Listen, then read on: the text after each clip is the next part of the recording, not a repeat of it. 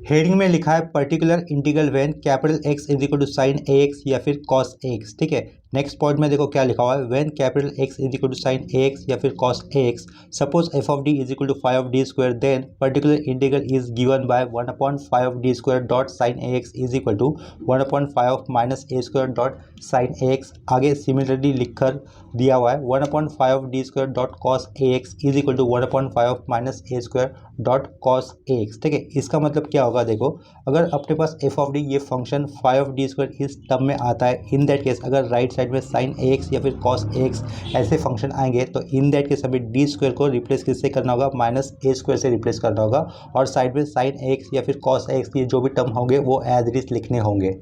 Next point में लिखा है when in denominator 5 of minus A square equal to 0, then नीचे दो अलग फॉर्मूले जो दिए उनमें से हमें जो रिक्वायर्ड फॉर्मूला होगा वो यूज़ करना होगा। देखो दोनों में से पहला फॉर्मूला क्या दिख रहा है यहाँ पर, 1/d² plus A square dot cos A x. Left side में अगर हम लोग डी स्क्वायर की जगह पे माइनस ए स्क्वायर सब्स्टिट्यूट कर देंगे तो ये वाला पार्ट डिनोमिनेटर 0 हो जाएगा। ठीक है, साइड में ये कॉस ए एक्स आया हुआ दिख रहा है, तो ये फॉर्मूला कैसे हमें आगे लिखना होगा, x/2a dot sine A x ऐसा लिखना होगा। ठीक है, सेकंड फॉर्मूला क्या दिख रहा है, 1/d² plus A square dot sine A x. इस तरीके का अगर टर्म आता है सिंप्लीफिकेशन में, और अगर हम लोग डी स्क्वायर की जगह पे माइनस ए स्क्वायर प्लेस कर देंगे तो डिनोमिनेटर 0 हो जाएगा। इन दैट केस हमें फॉर्मूला क्या यूज़ करना होगा, -x/2a डॉट कॉस एक्स ये यूज़ करना होगा। ठीक है, आगे देखो एक इंपॉर्टेंट पॉइंट मेंशन किया हुआ है, note when there is a trigonometric term that is sine X या फिर cos X, then first focus on term D square. ये जो भी पॉइंट्स अभी हमने पढ़े या फिर ये जो भी फॉर्मूले आपको दिख रहे हैं वो आप लोग इस कंसेप्ट के ऊपर जो भी न्यूमेरिकल्स आ जाएंगे तो उसमें ये कंसेप्ट आपको अच्छी तरीके से क्लियर हो जाएगी। इस कंसेप्ट के ऊपर अभी फर्स्ट क्वेश्चन कर लेते हैं।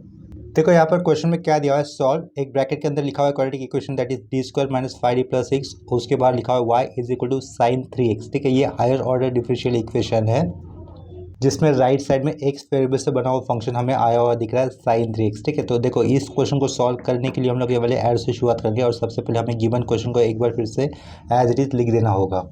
नेक्स्ट स्टेप में गिवन क्वेश्चन को एज इट इज लिख देने के बाद हम देखो इतना हम लोग जानते हैं कि ये given higher order differential equation के राइट साइड में एक्स वेरिएबल से बना हुआ फंक्शन आया है, इसके कारण इसका सॉल्यूशन दो पार्ट्स में बनेगा।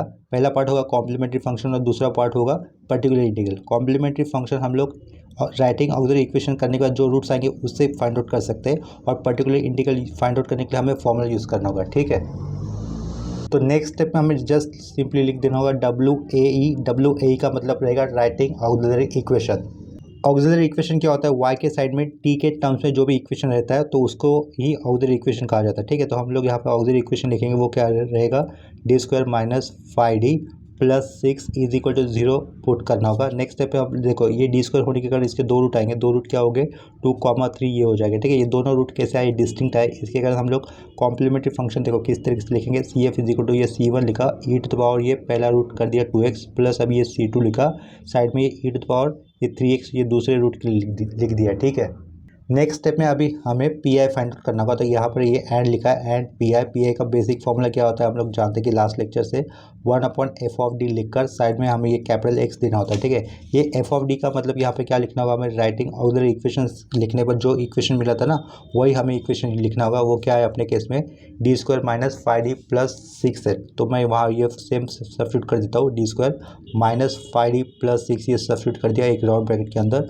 और राइट साइड में कैपिटल X की जगह पे आया हुआ फंक्शन हमें मेंशन करना है दैट इज साइन 3x। ठीक है, इतना क्लियर हुआ होगा।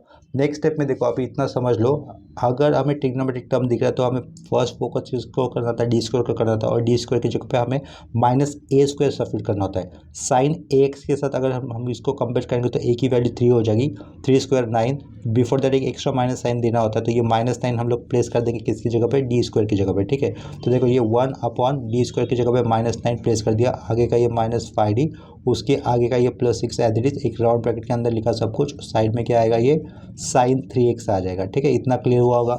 नेक्स्ट स्टेप में देखो यहाँ से क्या पता चल रहा है हमें, -9 प्लस 6 कितना हो जाएगा, -3, ये शुरुआत का -5d। ठीक है, ये आगे का -3 लिख दिया एक राउंड ब्रैकेट के अंदर, साइड में क्या लिखा है ये साइन 3x लिख दिया। नेक्स्ट स्टेप में हम लोग डिनोमिनेटर से किसको कौन बाहर ले सकते हैं, माइनस साइन को बाहर ले सकते। ठीक है, माइनस साइन को बाहर लेने के बाद अंदर क्या बचेगा, 5d प्लस 3 रहेगा, तो उसको मैं एज इट इज लिख देता हूँ, ब्रैकेट के अंदर बचा हुआ part that is 5d plus 3 लिखा, साइड का ये sign 3x as it is रहेगा। ठीक है, देखो यहाँ पर राइट साइड में ट्रिग्नोमेट्रिक टर्म दिख रहा है, ट्रिग्नोमेट्रिक टर्म अगर होता है तो हमें d² दिखना ही चाहिए, तो डी स्क्वायर दिखना ही चाहिए ना, तो यहाँ पर तो अभी डी स्क्वायर नहीं दिख रहा है। तो हम लोग क्या करेंगे, नेक्स्ट स्टेप में 5 + डी ये जो भी टर्म दिख रहा है उसका हम लोग रैशनलाइजिंग टर्म से ऊपर और नीचे मल्टीपल कर देंगे, ठीक है। तो 5d + 3 इसका रैशनलाइजिंग टर्म क्या होगा, 5d - 3। तो उससे हमें क्या करना होगा, नेक्स्ट स्टेप में ऊपर यानी कि न्यूमरेटर और डिनोमिनेटर वाले पार्ट में मल्टीप्लीकेशन करना होगा, ठीक है। ये जो डिनोमिनेटर में माइनस साइन आ रहा है उसको मैं ऊपर प्लेस कर दे रहा हूँ। तो नीचे क्या रहेगा, एक ब्रैकेट में रहेगा 5d + 3 और उसके साइड में हमें लिखना होगा 5d - 3, ठीक है। यहाँ पर राउंड ब्रैकेट क्लोज कर दिया। आगे का ये रहेगा sin 3x। नेक्स्ट स्टेप में हम लोग क्या करेंगे, डिनोमिनेटर वाले पार्ट को सिंप्लीफाई कर देंगे। डिनोमिनेटर में क्या दिख रहा है, a + b a - b जैसा टर्म दिख रहा है ना, तो उसको अगर हम लोग एक सिंप्लीफाई करेंगे तो क्या लिखना होगा, a² - b² का फॉर्मूला अप्लाई करना होगा, राइट। ऊपर वाला पार्ट हम लोग एज इट इज लिख देंगे, दैट इज -5d + 3। ये ऊपर वाला पार्ट एज इट इज लिखा है एक राउंड ब्रैकेट के अंदर। नीचे मुझे लिखना होगा 25d² - 9 लिख दिया। यहाँ पर एक राउंड ब्रैकेट क्लोज कर दिया। राइट साइड का टर्म हमें एज इट इज लिखना होगा, दैट इज sin 3x, ठीक है। नेक्स्ट स्टेप में हम लोग क्या करेंगे, देखो राइट साइड में ट्रिग्नोमेट्रिक टर्म दिख रहा है। ट्रिग्नोमेट्रिक टर्म अगर दिखता है तो हमें d² को फोकस करना होगा और d² की जगह पे हम लोग यहाँ पर -9 ही सब्स्टिट्यूट कर देंगे, क्योंकि a की वैल्यू यहाँ पर 3 हो रही है। 3² 9 एक्स्ट्रा -9 देना होता है, और d² की जगह पे -a² यानी कि -9 प्लेस करना होगा, ठीक है। ऊपर वाला part as it is, that is -5d - 3 bracket के अंदर वो एज इट इज रखा। नीचे क्या करेंगे, 25 इंटू ये -9 कर दिया। आगे का ये -9 एक राउंड ब्रैकेट के अंदर, साइड में रहेगा ये sin 3x रहेगा, ठीक है। नेक्स्ट स्टेप में देखो हम लोग क्या कर सकते हैं, ये ऊपर राउंड ब्रैकेट के बाहर वाला minus sign as it is, bracket के अंदर क्या आएगा, ये 5d - 3 आ जाएगा एज इट इज, साइड का ये sin 3x। नेक्स्ट स्टेप में हम लोग क्या करेंगे, डिनोमिनेटर में d की जगह पे -a² की वैल्यू सब्स्टिट्यूट कर देते हैं, यानी कि -9। तो 25 इंटू 9 कितना होगा, 225, माइनस रहेगा वो -225 और ये -9 वो कितना हो जाएगा, -234 हो जाएगा, ठीक है।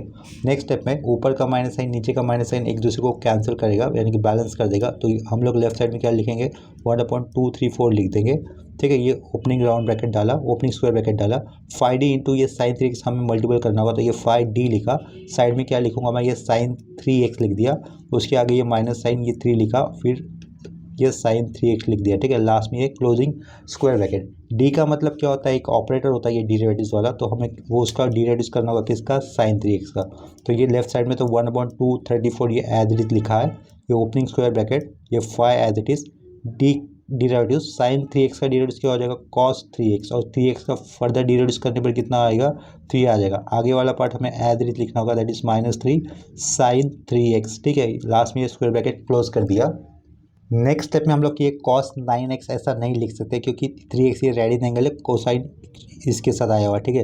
तो रेडियन एंगल के अंदर बाहर का एल्जेब्रिक टर्म हम लोग मल्टीपल नहीं कर सकते, तो इसके कारण इस 3 को हमें इस 5 के साथ मल्टीपल करना होगा। या फिर मैं क्या कर दे रहा हूँ, ये जो 3 दिख रहा है और उस साइड में जो 3 दिख रहा है उसको कंबाइनली मैं स्क्वायर ब्रैकेट के बाहर लिख लेता हूँ। तो ये 3 अपॉन क्या हो जाएगा, 234 हो जाएगा। और स्क्वायर ब्रैकेट के अंदर क्या लिखेंगे हम लोग, 5 टाइम्स ऑफ cos 3x लिखेंगे, -3 टाइम्स ऑफ sin 3x लिख देंगे, ठीक है। तो नेक्स्ट स्टेप में देखो 3/234 को सिंप्लीफाई करने पर हमें आंसर क्या मिलेगा, 1/78 मिलेगा, ठीक है। और बाजू में हमें स्क्वायर ब्रैकेट के अंदर आया हुआ टर्म एज इट इज लिखना होगा, that is 5 times of cos 3x minus, यहाँ पर ये 3 नहीं आएगा, 3 तो कॉमन बाहर लिया था ना, तो यहाँ पर ये 3 नहीं आएगा, ठीक है। माइनस क्या बचेगा, ओनली sin 3x बचेगा। लास्ट में ये स्क्वायर ब्रैकेट क्लोज, यहाँ से ये 3 मुझे कैंसिल करना होगा, ठीक है।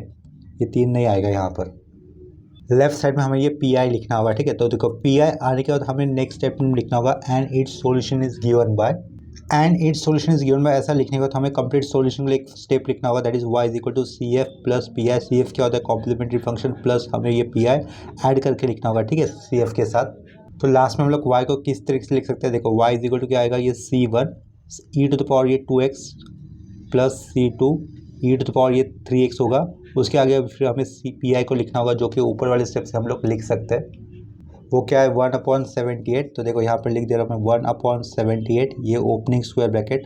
फर्स्ट टर्म क्या था, 5 cos 3x, तो यहाँ पर वो आ जाएगा 5 cos 3x लिखा है, ठीक है। आगे का ये माइनस साइन और नीचे उसके आगे क्या था, sin 3x था। लास्ट में ये क्लोजिंग स्क्वायर ब्रैकेट कर दिया, ठीक है। यहाँ पर पूछे हुए फर्स्ट क्वेश्चन का आंसर कंप्लीट हो जाता है। इसके बाद और एक क्वेश्चन कर लेते हैं। देखो दूसरा क्वेश्चन मैं यहाँ पर लिख दे रहा हूँ। नेक्स्ट क्वेश्चन में देखो यहाँ पर क्या लिखा है, सॉल्व, ब्रैकेट के अंदर दिख रहा है हमें d⁴ - 1 ब्रैकेट क्लोज, आगे दिख रहा है y = e⁻x plus cos x dot cos 3x, ठीक है। तो देखो इस क्वेश्चन को सॉल्व करने के लिए हम लोग ये वाले एरो से शुरुआत करेंगे और सबसे पहले हमें गिवन क्वेश्चन को एक बार फिर से एज इट इज लिख देना होगा। गिवन क्वेश्चन को एज इट इज लिखने के बाद हमें क्या नेक्स्ट स्टेप में लिखना होगा, राइटिंग ऑक्सिलरी इक्वेशन। तो मैं यहाँ पे लिख देता हूँ WAE, ठीक है। एग्जाम में आप लोग इस तरीके से मत लिखना, फुल वर्ड्स में लिखो writing auxiliary equation. Auxiliary equation क्या होता है, y के साइड में d के टर्म्स में आया हुआ जो भी इक्वेशन होता है या फिर फंक्शन होता है उसे ही लिखना होता है इक्वल टू 0 पुट कर, ठीक है। तो हमें यहाँ पर ऑक्सिलरी इक्वेशन क्या मिलेगा, d⁴ - 1 इज इक्वल टू 0। देखो d⁴ होने के कारण हमें d के 4 रूट्स मिलेंगे, ठीक है। तो वो 4 रूट्स मैं यहाँ पे मेंशन कर दे रहा हूँ। पहले रूट्स 2 आएंगे +-1 और साइड में ये +- i आ जाएगा, ठीक है। तो देखो +-1 ये डिस्टिंक्ट रूट है, तो उसके लिए CF कैसे लिख सकते हैं हम लोग, ये d कैंसिल कर दिया मैंने। CF कैसे आएगा, देखो C.F is equal to distinct root होने के कारण C1 e⁻x लिख दिया प्लस C2 e⁻−x लिख दिया। ये कॉम्प्लेक्स रूट है आगे के, +-i होने के कारण, तो आगे कैसे लिखेंगे +C3 ये cos x हो जाएगा और लास्ट में आगे ये +C4 देकर हमें क्या लिखना होगा, sin x लिखना होगा, ठीक है। d⁴ - 1 इक्वल टू 0 ये सॉल्व करने पर ये 4 रूट्स कैसे आते हैं मैं आपको अलग से दूसरे पेज पे बता दे रहा हूँ। देखो इक्वेशन क्या आता है, d⁴ - 1 इज इक्वल टू 0 था। इस 1 को हम लोग 1⁴ भी ऐसे लिख सकते हैं क्योंकि 1 के पावर में कुछ भी रखो 1 ही आएगा। तो अपनी कंटेंट के लिए मैंने यहाँ पर 1⁴ कर दिया है, ठीक है। देखो इसी इक्वेशन को हम लोग दूसरे स्टेप से कैसे लिख सकते हैं, दूसरे तरीके से d² का भी होल स्क्वायर -1² का भी होल स्क्वायर, ठीक है। अभी भी इक्वेशन ये ऊपर जैसे ही हो जाएगा। ब्रैकेट के अंदर देखो d² दिख रहा है और दूसरे ब्रैकेट के अंदर 1² दिख रहा है।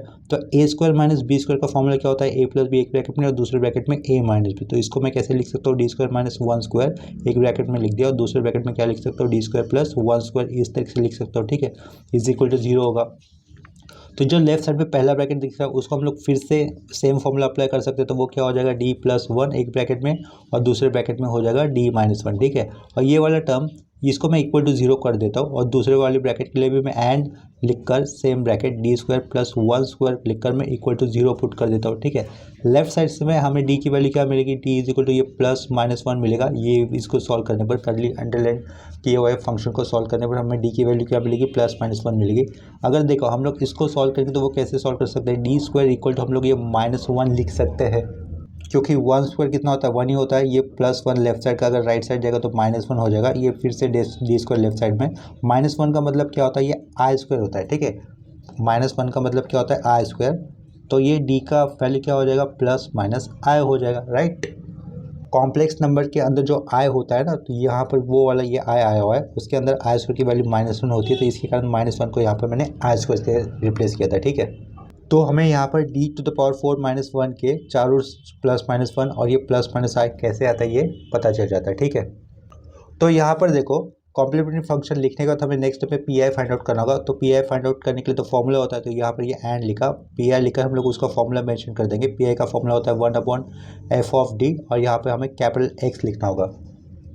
क्वेश्चन के अंदर f(d) की जगह पे हमें लिखना होगा नेक्स्ट स्टेप में 1 ये d⁴ - 1। आगे राइट साइड में आया हुआ फंक्शन हमें एक स्क्वायर ब्रैकेट के अंदर इंक्लोज करके लिखना होगा, वो है e⁻x + cos x dot cos 3x, ठीक है। इतना लिख दिया, यहाँ पर ये क्लोजिंग स्क्वायर ब्रैकेट कर दे दिया। नेक्स्ट स्टेप में हम लोग क्या करेंगे, ये जो 1/d⁴ - 1 है इसको e⁻x के साथ मल्टीपल कर देंगे। देखो नेक्स्ट स्टेप में मैं क्या कर दे रहा हूँ, 1/d⁴ - 1 ये को एक ब्रैकेट में लिखकर पहले किसके साथ मल्टीपल करूँगा, e⁻x के साथ मल्टीपल कर देता हूँ, प्लस लिखा। अभी वही टर्म में किसके साथ मल्टीपल कर दूँगा, d⁴ - 1 ब्रैकेट में क्या लिखा है ये ब्रैकेट में लिख दिया, सॉरी 1/d² - 1 ये ब्रैकेट में लिखा। उसके आगे किसके साथ मल्टीपल करना होगा, इस टर्म को हमें cos x dot cos 3x के साथ मल्टीपल कर देना होगा, ठीक है। लेफ्ट साइड में पी आई इतना आप लोग याद रखो, ठीक है। ये लेफ्ट साइड में पी आई मैं फिर से लिख देता हूँ, फिर से मैंने आगे शुरुआत में ये पी आई लिखा। 1/d⁴ - 1 को हम लोग दूसरे किस तरीके से लिख सकते हैं, देखो ये 1/d² - 1 लिखा और दूसरे ब्रैकेट में क्या लिखा, d² + 1 लिख दिया है, ठीक है। राइट साइड में क्या रहेगा, ये e⁻x रहेगा, प्लस दे दिया। इसी तरीके से ये आगे जो दिख रहा है ना 1/d² - 1 इसको भी मैं सिमिलरली इसी तरीके से लिख दूंगा। यानी कि क्या लिखना होगा, देखो वो प्लस लेकर मैं आगे नीचे लिख रहा हूँ, d⁻² - 1 एक ब्रैकेट में और यहाँ पर d⁻² + 1, ठीक है।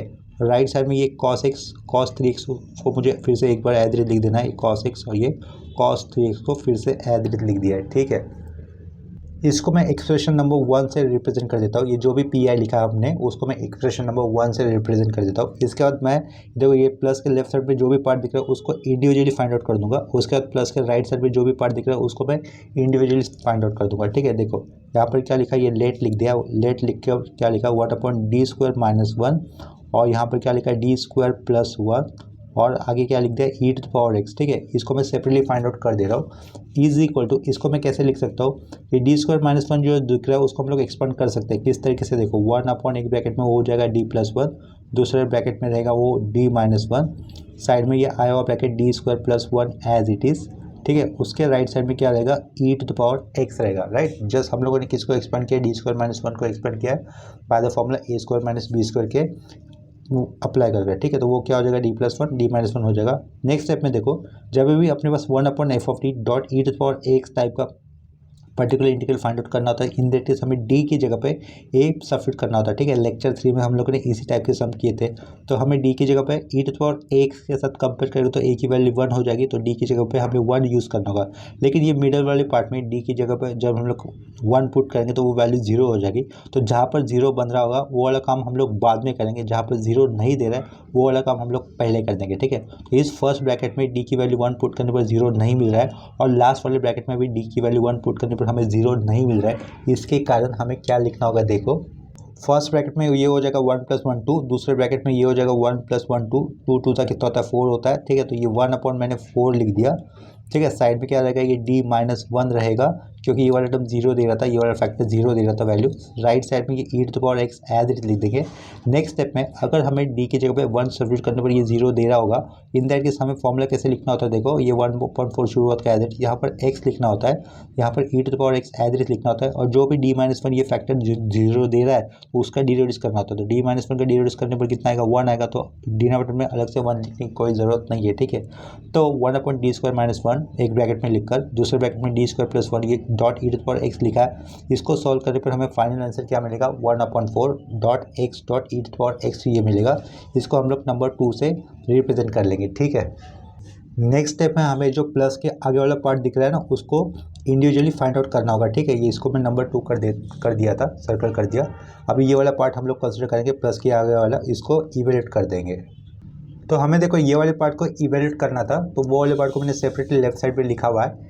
राइट साइड में क्या दिख रहा है, यहाँ पर cos x dot cos 3x, दो कोसाइन फंक्शन अगर इनटू में आते तो उसके लिए कोई फॉर्मूला अवेलेबल नहीं था, तो हम लोग क्या करेंगे cos x dot cos 3x ये जो दिख रहा है उसको सिंप्लीफाइड फॉर्म में लिखेंगे। ठीक है, तो देखो अपने पास एक फॉर्मूला होता है 2 cos a cos b का, क्या कहा आपके पास एक फॉर्मूला होता है 2 cos a cos b का, जिसका एक्सपेंशन क्या होता है cos of a + b plus cos of a - b होता है। तो यहाँ पर वो फॉर्मूला में पहले तो मेंशन कर देता हूँ 2 cos a dot cos b, ऐसे मैंने मेंशन कर दिया, जिसका एक्सपेंशन क्या होगा cos ऑफ a + b और प्लस लिखकर हमें दूसरे ब्रैकेट में लिखना होगा cos ऑफ a - b। ठीक है, नीचे मैं और एक फॉर्मूला मेंशन कर देता हूँ cos ऑफ -θ अगर होगा तो वो फॉर्मूला हम लोग क्या लिखेंगे, सिंपली cos θ लिख सकते हैं। तो देखो यहाँ पर अपने पास 2 cos a cos b इस तरीके का टर्म नहीं है, क्या कहा cos x dot cos x 3x just इतना ही टर्म है, उसके आगे 2 नहीं है। तो हम लोग क्या करेंगे cos ऑफ a + b तो कर देंगे, यानी कि x + 3x कर देंगे, वो कितना होगा 4x हो जाएगा, और प्लस लिखकर cos ऑफ a - bx भी कर देंगे, यानी कि x - 3x करने पर -2x मिलेगा।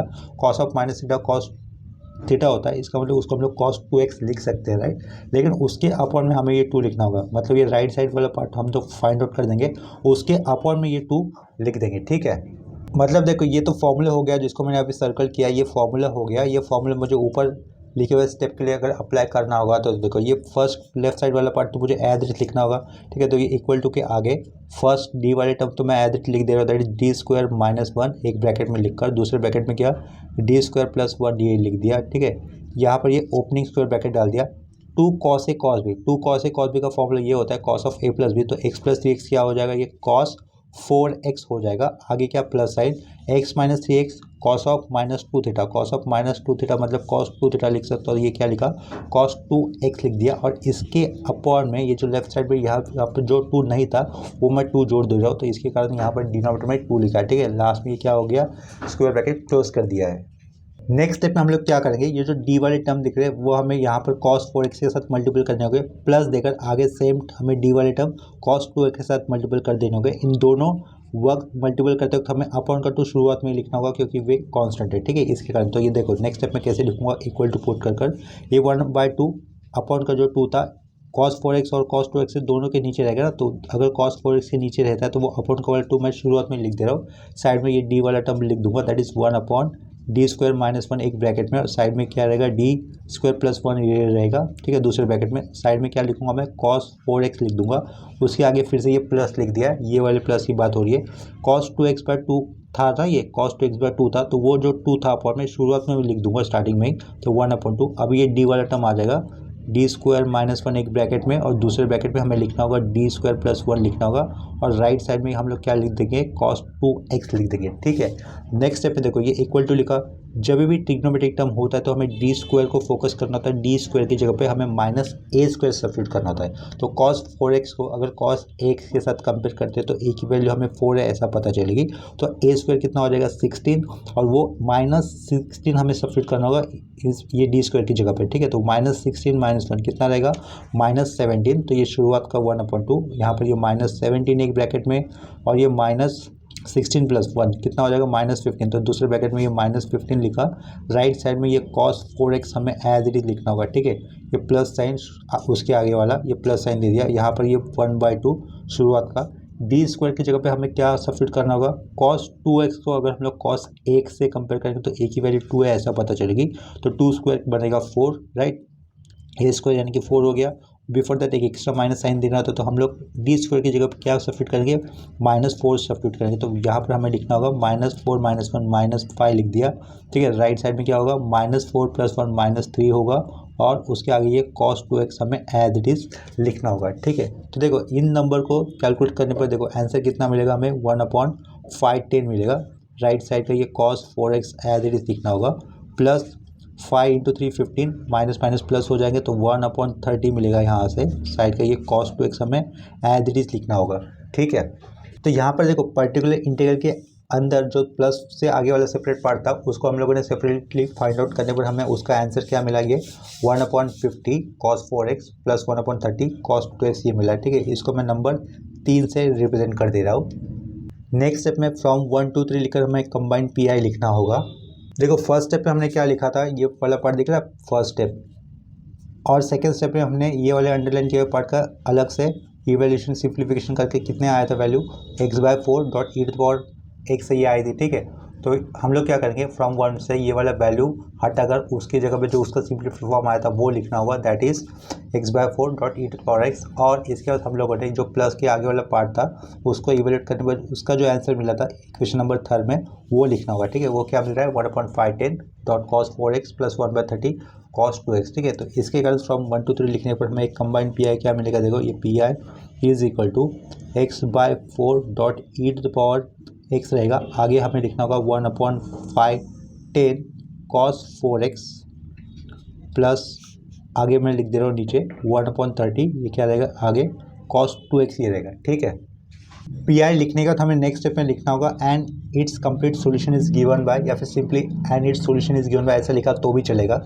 वो स्टेटमेंट यहाँ पे लिख दिया है and it's solution given by, तो आगे हमें लिखना होगा y = CF + PI, ठीक है। नेक्स्ट स्टेप में फिर हम लोग CF और PI की जो भी वैल्यू आई थी उसको जस्ट ऐड कर देंगे। तो यहाँ पे देखो लास्ट स्टेप पे CF और PI ऐड कर दिया है, जो लिखा है y = C1e⁻x + C2e⁻x + C3 cos x + C4 sin x + x/4e⁻x + 1/510 cos 4x + 1/30 cos 2x आगे लिखा है इज रिक्वायर्ड सॉल्यूशन। इसके बाद इसी कंसेप्ट के ऊपर और एक क्वेश्चन कर लेते हैं। अभी नेक्स्ट क्वेश्चन में देखो क्या दिया हुआ है, सॉल्व एक ब्रैकेट के अंदर दिया हुआ है d-1 का होल स्क्वायर डॉट d² + 1 दूसरे ब्रैकेट के अंदर y = e⁻x + sin² x/2। तो इस क्वेश्चन को सॉल्व करने के लिए हम लोग ये वाले एरो से शुरुआत करके सबसे पहले हमें गिवन क्वेश्चन को फिर से एक बार एज इट इज लिख देना होगा। देखो यहाँ पर गिवन क्वेश्चन को एक बार फिर से एज इट इज लिख देने के बाद हमें राइटिंग ऑक्सिलरी इक्वेशन ये फाइंड आउट करना होगा, और उससे जो भी रूट आ गया वहाँ से हम लोग कॉम्प्लीमेंट्री फंक्शन बना सकते हैं, ठीक है। देखो यहाँ पर हम लोग राइटिंग ऑक्सिलरी इक्वेशन ऐसा लिख देंगे, ठीक है। ऑक्सिलरी इक्वेशन क्या होगा, y के साइड में जो भी d के टर्म्स में फंक्शन बनेगा या फिर इक्वेशन बनेगा वही अपना ऑक्सिलरी इक्वेशन रहेगा। तो यहाँ पर राइटिंग ऑक्सिलरी इक्वेशन लिखने का तो हमें क्या लिखना होगा, ये फर्स्ट ब्रैकेट में आया हुआ टर्म दैट इज d-1 का होल स्क्वायर, दूसरे ब्रैकेट में आया हुआ टर्म दैट इज d² + 1 और इक्वल टू 0 लिखना होगा, ठीक है। तो देखो पहले ब्रैकेट में डी माइनस वन का होल स्क्वायर का मतलब होने के कारण ये डी स्क्वायर ही रहेगा, ठीक है, एक क्वाड्रेटिक इक्वेशन हो जाएगा। तो यहाँ से डी के दो रूट आएंगे, यहाँ से भी डी के दो रूट आएंगे, तो फाइनल डी के कितने रूट आने वाले, 4, ठीक है। तो पहले ब्रैकेट में से 1, 1 ये रूट रिपीट होगा, यानी कि वह डी माइनस वन का होल स्क्वायर होने के कारण 1 ये रूट रिपीट हो रहा है, ठीक है। और दूसरे ब्रैकेट में हमें क्या दिख रहा है, डी स्क्वायर प्लस 1 दिख रहा है। इसका मतलब कि वो रूट क्या होंगे, कॉम्प्लेक्स होंगे, जो आएंगे हमें प्लस माइनस आई लिखने होंगे, ठीक है। तो रूट आने के बाद हम लोग कॉम्प्लीमेंट्री फंक्शन किस तरीके से लिख सकते हैं, देखो C F is equal to ये C1 लिखा प्लस अभी क्या किया C2x कर दिया, ये उसको एक ब्रैकेट में लिखा और राइट साइड में e पावर x हमें लिखना होगा। और कॉम्प्लेक्स रूट्स के लिए हमें आगे लिखना होगा प्लस C3 cos x, ठीक है। और उसके भी आगे प्लस साइन देकर हमें लिखना होगा C4 sin x। CF लिखने के बाद हमें पर्टिकुलर इंटीग्रल फाइंड आउट करने के लिए उसका फॉर्मूला मेंशन करना चाहिए। देखो ये पी आई का फॉर्मूला क्या होता है, 1/f(d) होता है, और उसके साइड में हमें कैपिटल डॉट देकर ये कैपिटल एक्स लिखना होता है, ठीक है। तो f(d) क्या रहेगा, ऑक्सिलरी इक्वेशन से जो भी फंक्शन हमें मिला है इन टर्म्स ऑफ d वही लिखना होगा। वो क्या आता है, d माइनस वन का होल स्क्वायर लिख दिया, ठीक है। दूसरे ब्रैकेट में आया हुआ टर्म क्या रहेगा, डी स्क्वायर प्लस 1, उसको भी लिख दिया राउंड ब्रैकेट के अंदर। राइट साइड में ये x का जो भी फंक्शन आया था वो हमें लिखना होगा, वो क्या है e⁻x plus sine square x/2 है, तो उसको लिख दिया, ठीक है। लास्ट में स्क्वायर ब्रैकेट क्लोज कर दिया है। नेक्स्ट स्टेप में हम लोग क्या करेंगे, स्क्वायर ब्रैकेट के बाहर जो भी डी वाला टर्म हमें दिख रहा है वो हमें स्क्वायर ब्रैकेट के अंदर आए हुए टर्म के साथ मल्टीपल करना होगा, ठीक है। इसका मतलब फर्स्ट स्टेप में क्या लिखना होगा हमें आगे, डी माइनस वन का होल स्क्वायर, दूसरे ब्रैकेट में रहेगा ये डी स्क्वायर प्लस 1, इससे किसको मल्टीपल करना होगा, सबसे पहले तो e⁻x के साथ मल्टीपल करना होगा, फिर ये आगे प्लस साइन दे दिया। इसके बाद सेम डी वाला टर्म जो भी स्क्वायर ब्रैकेट के बाहर दिख रहा है उससे हमें किसको मल्टीपल करना होगा, अभी साइन स्क्वायर x/2 के साथ मल्टीपल करना होगा। देखो प्लस के आगे वाला पार्ट जो कि मल्टीप्लिकेशन करके मुझे लिखना था वो मैंने ऑलरेडी लिख दिया है। इसको हम लोग नंबर 1 से रिप्रेजेंट करेंगे और इसके लेफ्ट साइड में क्या होगा, ये पी आई हमें लिखना होगा, ठीक है। पी आई का मतलब होगा पर्टिकुलर इंटीग्रल। इसके बाद नेक्स्ट स्टेप में हम लोग प्लस के लेफ्ट साइड में जो भी टर्म दिख रहा है उसको हम लोग सेपरेटली इवेल्यूट करेंगे, और प्लस के राइट साइड में जो भी टर्म दिख रहा है हमें उसको भी सेपरेटली इवेल्यूट करेंगे या फिर उसको सिंप्लीफाई करेंगे, ठीक है। तो यहाँ पर देखो सबसे पहले मैं लिख दे रहा हूँ लेट, प्लस के लेफ्ट साइड वाला पार्ट में लिख दे रहा हूँ that is 1/d minus one का होल स्क्वायर है एक ब्रैकेट में, और दूसरे ब्रैकेट में लिखा हुआ है डी स्क्वायर प्लस 1, ठीक है। यहाँ पे राउंड ब्रैकेट क्लोज कर दिया, उसके आगे वाला पार्ट मुझे लिखना होगा e⁻x इज इक्वल टू लिख दिया है। यहाँ पर देखो लेफ्ट साइड में क्या दिख रहा है, 1/f(d), ये function made up of D variables, ठीक है। वेरिएबल जैसे दिख रहा है 1/f(d) हो जाएगा। उसके राइट साइड में ये e⁻x जैसा टर्म आया हुआ है। इन दैट केस हमें करना क्या होता है, डी की जगह पे ए ये वैल्यू सब्स्टिट्यूट करनी होती है। e⁻x से जो भी ए मिलेगा वो हमें डी की जगह पे सब्स्टिट्यूट करना होता है, राइट। लेकिन अगर हम लोग यहाँ पर डी की जगह पे 1 सब्स्टिट्यूट करेंगे तो वो वाला टर्म कैसे हो जाएगा, 0 हो जाएगा, ठीक है। तो इसके कारण जो टर्म मुझे 0 दे रहा है उसका काम मैं बाद में करूँगा, पहले जो टर्म 0 नहीं दे रहा है उसका काम हम लोग पहले कर देंगे, ठीक है। तो डी स्क्वायर प्लस 1 ये वाले ब्रैकेट में डी की जगह पे अगर हम लोग 1 सब्स्टिट्यूट करें तो वैल्यू 0 नहीं हो रही है, इसके कारण पहले मैं उसको लिख दे रहा हूँ। तो ये 1/2 कहाँ से आया समझा, डी की जगह पे 1 सब्स्टिट्यूट करने पर ये 1 + 1 2, और राइट साइड का ये e⁻x हमें लिखना होगा, लेकिन उसको हम लोग लास्ट में लिखेंगे। बिफोर दैट ये जो ब्रैकेट सिंप्लीफाई नहीं हुआ था उसको मैं मेंशन कर दे रहा हूँ, that is D minus one का होल स्क्वायर। यहाँ पे क्या रहेगा, ये e⁻x रहेगा, ठीक है। अभी देखो नेक्स्ट स्टेप में डी की जगह पे अगर हम लोग 1 सब्स्टिट्यूट करेंगे तो वो वैल्यू 0 हो जाएगी, और ये d माइनस 1 ये फैक्टर कितनी बार आया हुआ है, 2 बार आया हुआ है। इसके कारण हमें उसका सिंप्लीफिकेशन कैसे लिखना होगा, देखो यहाँ पर हम लोग क्या करेंगे, x² करेंगे, यहाँ पर e⁻x एज इट इज लिखना होगा, और नीचे हमें 2 फैक्टोरियल लिखना होगा क्योंकि ये टर्म 2 बार रिपीट हुआ है इसके कारण, ठीक है। तो 2 फैक्टोरियल कितना होता है, 2 ही होता है, तो सिंपली मैंने यहाँ पर ये 2 लिख दिया, ठीक है, 2 फैक्टर को सिंप्लीफाई करके। तो यहाँ पर नेक्स्ट स्टेप हम लोग क्या लिख सकते हैं, 1/2, और ये अपॉन में 2 है तो ये 2 तक कितना हो जाएगा 4, तो ये 1/4 लिखा। राइट साइड में मुझे लिखना होगा ये x² डॉट e⁻x, ठीक है। ये वाला कंसेप्ट जहाँ पर मैं ये देखो हल्के से अंडरलाइन कर रहा हूँ वो आप कहाँ से समझ में आ जाएगा, पिछले वाले लेक्चर में जो हम लोगों ने इनिशियल में जो तीसरा वाला पॉइंट था ना उसके साथ ये मैच कर रहा होगा, ठीक है। लेक्चर 3 के अंदर जो हम लोगों ने शुरुआत में पॉइंट्स देखे थे उसमें से ये 3rd वाला पॉइंट के साथ मैच करेगा। तो ये जो प्लस के लेफ्ट साइड वाला पार्ट था जिसको मैंने सेपरेटली इवेल्यूएट किया है, सिंप्लीफाई किया है, उसको मैं नंबर 2 से रिप्रेजेंट कर दे रहा हूँ। इसके बाद अभी जो प्लस के आगे वाला पार्ट दिख रहा है ना उसको मैं सेपरेटली इवेल्यूएट करूँगा या फिर सिंप्लीफाई करूँगा, जो भी आंसर आएगा उसको मैं नंबर 3 से रिप्रेजेंट करूँगा, ठीक है। तो देखो अगला वाला पार्ट हमें सिंप्लीफाई करने के लिए पहले तो उसको एक बार लिख देंगे, लेफ्ट साइड में लिख देंगे ये एंड लिखा 1/, एक ब्रैकेट में आएगा d माइनस 1 का होल स्क्वायर, और दूसरे ब्रैकेट में हमें लिखना होगा ये d स्क्वायर प्लस 1 लिखना होगा। राइट साइड में क्या ये साइन स्क्वायर x/2, ठीक है, इज इक्वल टू लिख दिया। ये देखो लेफ्ट साइड वाला टर्म f(d) जैसे आया हुआ है और उसके राइट साइड में साइन स्क्वायर आया हुआ है, ठीक है। साइन स्क्वायर नहीं होना चाहिए था, वहाँ पर साइन एक्स या फिर कॉस एक्स अगर आता था तो चलता था, ठीक है। तो हमें क्या करना होगा, साइन स्क्वायर को उसके सिंप्लीफाइड फॉर्म में लिखना होगा। तो उसके लिए आपको एक बेसिक फॉर्मूले पता होने चाहिए। देखो अपने पास एक फॉर्मूला अवेलेबल है, वो इस तरीके से है, 1 माइनस कॉस एक्स। अगर मैं लिखता हूँ, क्या कहा, 1 माइनस कॉस एक्स लिखता हूँ तो उसका फॉर्मूला क्या हो जाएगा, 2 साइन स्क्वायर एक्स बाय 2 ये हो जाएगा, ठीक है।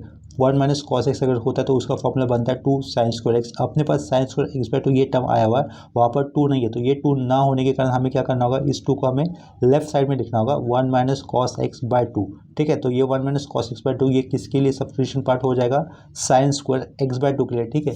तो मैं नेक्स्ट स्टेप में क्या करूँगा, साइन स्क्वायर एक्स बाय 2 को replace by its equivalent part या फिर सब्स्टिट्यूट वाला पार्ट लिख दूंगा इक्वल टू के आगे। तो ये क्या किया, 1 माइनस, और ये जो d माइनस 1 का होल स्क्वायर दिख रहा है ना, उसको मैं एक्सपांड कर दे रहा हूँ। तो ये क्या लिखा, a minus B the whole square formula apply करके d माइनस 1 वाले टर्म को मैं एक्सपांड कर दे रहा हूँ। तो D square minus 2 times of d बचेगा, ठीक है। ये यहाँ पर ये प्लस 1 हो जाएगा। दूसरे ब्रैकेट में हमें लिखना होगा डी स्क्वायर प्लस ये 1 लिखा, ठीक है। अब ये ओपनिंग स्क्वायर ब्रैकेट डाला, यहाँ पर मुझे क्या लिखना था, 1 माइनस कॉस एक्स अपॉन 2 लिखना था। अभी अभी जो बताया था ना आपको, कॉस स्क्वायर एक्स बाय 2 का सिंप्लीफिकेशन कर जब क्या फॉर्मूला बनता है, 1 माइनस कॉस एक्स बाय 2 बनता है, वही लिखा। और ये लास्ट में क्या रहेगा, क्लोजिंग स्क्वायर ब्रैकेट रहेगा, ठीक है। इतना समझ में आया होगा। अभी नेक्स्ट स्टेप में हमें जस्ट ये इक्वल टू के राइट साइड वाला पार्ट ही सिंप्लीफाई करना होगा, ठीक है। ये डी वाले टर्म्स दिख रहे हैं, ये डी वाले सारे टर्म्स एक बार किसके साथ इंटू हो गए, 1 के साथ मल्टीपल करने होंगे। उसका माइनस साइन देकर ये डी वाले सारे टर्म हमें किसके साथ मल्टीपल करना होगा, कॉस एक्स के साथ मल्टीपल करना होगा, ठीक है।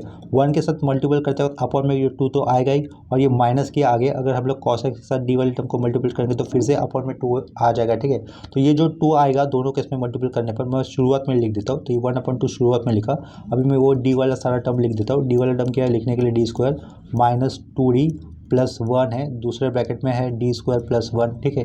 ये पहले तो किसके साथ मल्टीपल हो जाएगा, 1 के साथ। तो यहाँ पर ये 1 है, लेकिन उस 1 को मैं इस तरीके से लिख देता हूँ, e⁴x लिख कर, ठीक है। देखो इस 1 के नीचे 2 था, जो 2 कांस्टेंट होने के कारण उसको मैंने शुरुआत में ही लिख दिया, ठीक है। आगे ये कौन सा साइन दिख रहा है, हमें माइनस साइन दिख रहा है, तो वो माइनस साइन दे दिया। अभी क्या रहेगा, cos x बाय 2 रहेगा, cos x बाय 2 के साथ ये डी वाला टर्म मल्टीपल होने वाला है, लेकिन अपॉन में 2 जो रहेगा उसको मैं शुरुआत में लिख देता हूँ माइनस साइन के बाद, यानी कि जो माइनस साइन है उसके तुरंत बाद मैंने क्या लिखा, ये 1/2 लिख दिया। अब ये डी वाला टर्म लिख दूंगा। डी वाला टर्म क्या है अपने पास, D square minus 2d plus 1 एक ब्रैकेट में आ जाएगा, दूसरे ब्रैकेट में रहेगा डी स्क्वायर प्लस 1, ठीक है। और उसके साइड में हम लोग क्या लिख देंगे, सिंपली कॉस एक्स लिख देंगे, ठीक है। इतना समझ में आया होगा। ये जो अपॉन का 2 था वो 1 के अपॉन में भी था, और ये कॉस एक्स के भी अपॉन में 2 था, लेकिन डी वाला टर्म जब मैं अंदर मल्टीपल कर रहा था तो ये अपॉन के 2 को मैंने दोनों केस में शुरुआत में लिख दिया है, ठीक है। नेक्स्ट स्टेप पे देखो, ये 1/f(d) जैसा है और ये e⁴ax है, ठीक है। तो 1/f(d) e⁴ax वाले टर्म होता है, तो इन दैट केस हमें क्या करना होता है, d की जगह पे a की वैल्यू सब्स्टिट्यूट करनी होती है। यहाँ पर a की वैल्यू 0 हो रही है, तो d की जगह पे अगर 0 हो जाएगा तो ये क्या हो जाएगा, टर्म 0, ये 0, यहाँ से 1 बचेगा, 0 स्क्वायर 1, सॉरी 0 स्क्वायर 0, 0 प्लस 1 1, तो ये 1, और ये इस ब्रैकेट से 1, 1 इंटू 1 कितना होता है, 1 ही होता है। तो यहाँ से हमें क्या वैल्यू मिलेगी, ओनली 1/2 ये वैल्यू मिलेगी, ठीक है। ये इक्वल टू साइन पुट कर दिया, ओनली 1/2 मिलेगी। e⁴0x लिखने का कोई मतलब नहीं है, क्योंकि एनीथिंग रेज़ टू 0 होता ही 1 है, ठीक है। तो ये सिंपली हम लोगों ने क्या लिखा, 1/2 लिख दिया, ठीक है। ये आगे का माइनस साइन, ये शुरुआत का 1/2। अभी देखो ये ट्रिग्नोमेट्रिक टर्म दिख रहा है, यहाँ पर इसको अगर हम लोग कॉस एक्स से कंपेयर करेंगे तो ए की वैल्यू 1 है ऐसा पता चलेगी, ठीक है। और यहाँ पर डी स्क्वायर दिख रहा है, तो ट्रिग्नोमेट्रिक टर्म है तो पहले किसको फोकस करना होता है, डी स्क्वायर को, और डी स्क्वायर की जगह पे हमें क्या यूज़ करना होता है, -1 यूज़ करना होता है, ठीक है। तो अगर हम लोग यहाँ पर डी स्क्वायर की जगह पे -1 सब्स्टिट्यूट करेंगे तो ये क्या हो जाएगा, -1 + 1 0 हो जाएगा, ठीक है। तो यहाँ से डिनोमिनेटर में क्या बचेगा, डॉट लिखकर 1/-2d जो बचेगा वो लिखा है, ठीक है। ये डॉट दिया हुआ है। यहाँ पर देखो डी स्क्वायर की जगह पे अगर हम लोग -1 सब्स्टिट्यूट करेंगे तो ये वाला टर्म 0 हो जाएगा, तो ये 0 हो जाएगा। इसके कारण हम लोग इसका काम बाद में करेंगे, ठीक है। तो ये इसको मैं एज इट इज लिख देता हूँ, that is D square plus 1, इसको एज इट इज लिख दिया। सिर्फ ये वाले ब्रैकेट को हम लोगों ने सिंप्लीफाई किया है, डी स्क्वायर की जगह पे -1 लिखकर, जो कि -1 + 1 गायब हो गया, सिर्फ -2 बचा, सेंटर में दिख रहा है।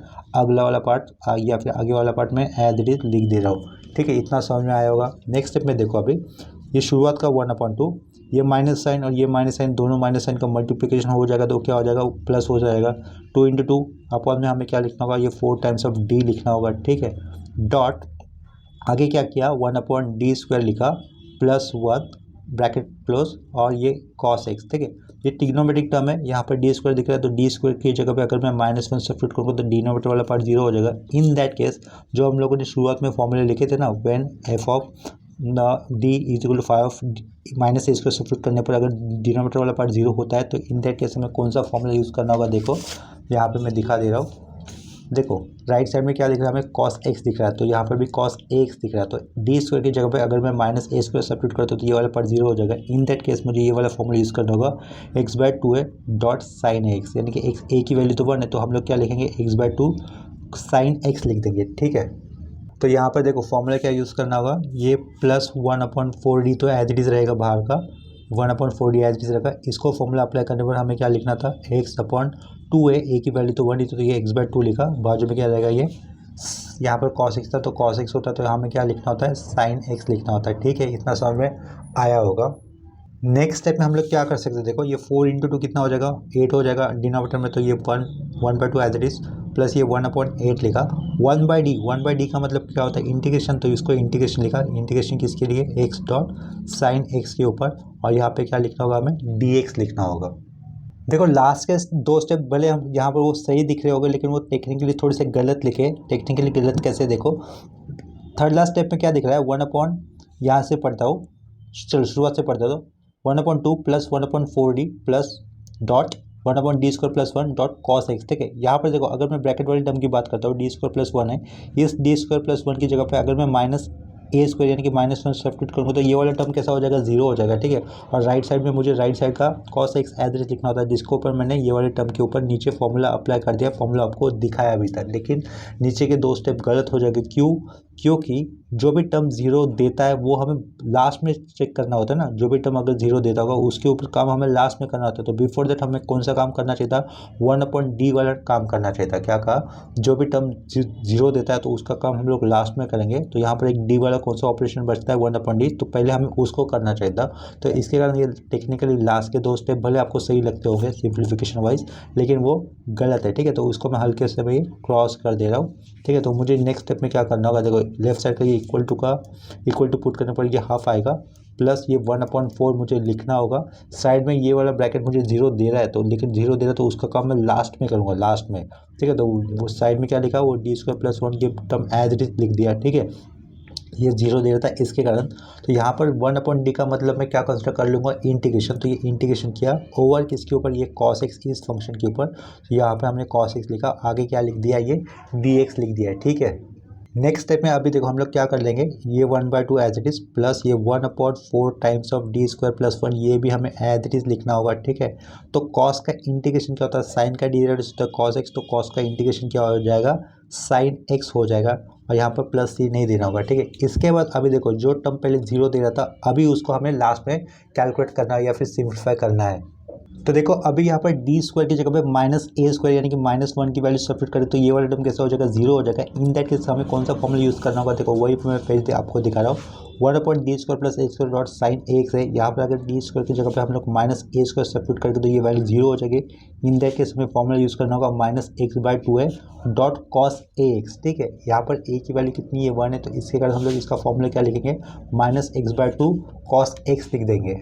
तो लेफ्ट साइड वाला पार्ट तो एज इट इज रहेगा, यहाँ पर देखो 1/2 ये प्लस यहाँ से ये 1/4 एज इट इज लगा ब्रैकेट के अंदर, यहाँ से वैल्यू क्या मिली थी हमें, -x/2 कॉस x ये मिली थी, तो वो लिख दी। ठीक है, नेक्स्ट में और सिंप्लीफाई करेंगे तो हमें क्या लिखना होगा, ये शुरुआत का 1/2 लिख दिया। ठीक है, इस प्लस को ये वाला माइनस साइन ओवरराइट करेगा तो ये -x/8 और साइड में क्या आएगा, ये cos x आ जाएगा। ठीक है, और लेफ्ट साइड में पी आई तो नहीं रहेगा, ये अपना पी आई के अंदर प्लस के आगे वाला जो पार्ट था उसको हम लोगों ने इवेल्यूएट किया है, तो जिसको हम लोग नंबर 3 से रिप्रेजेंट कर लेंगे। ठीक है, इसके बाद फ्रॉम 1 to 3 लिखकर हमें कंबाइन पी आई लिखना होगा।